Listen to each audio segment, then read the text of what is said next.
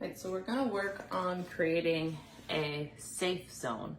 So a safe zone is basically just an area where you can do your active training sessions when you're working on any resource guarding protocol.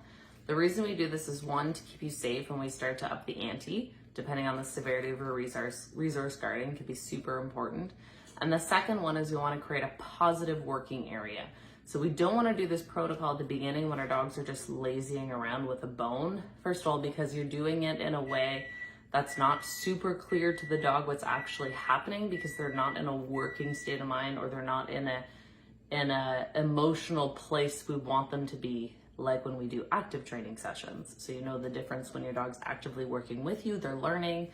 When they're just kind of moseying around and chewing something and you walk by and drop something, chances are that that association is being missed.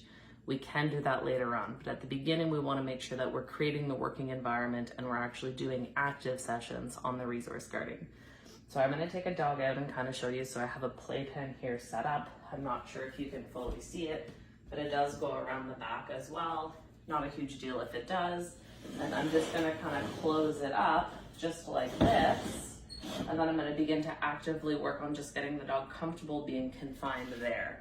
Because once the dog's comfortable being confined, then I'm gonna actually move to my resource guarding protocol where I throw something in there, I walk by, drop a couple pieces of food, walk away. And the state of mind has to be working. Remember, we're actively working here. So you might have to spend a couple sessions just conditioning the safe zone first.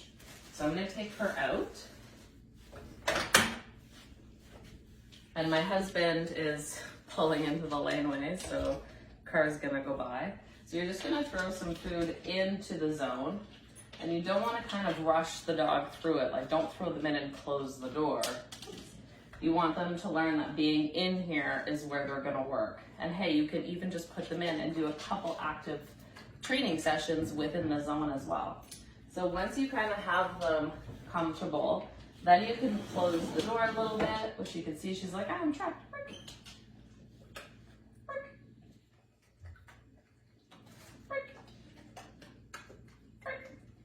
And then you can invite them back out. Let's go. And you would just invite them back out. Sometimes it helps to go into the safe zone with them.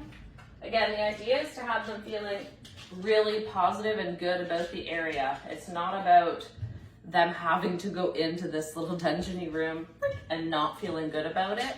You want them to feel good about being in the area, because we're trying to change an emotional response in them to guarding. So the first place you need to do is start in an area where they're happy and comfortable working in order for them to learn a new behavior around resources.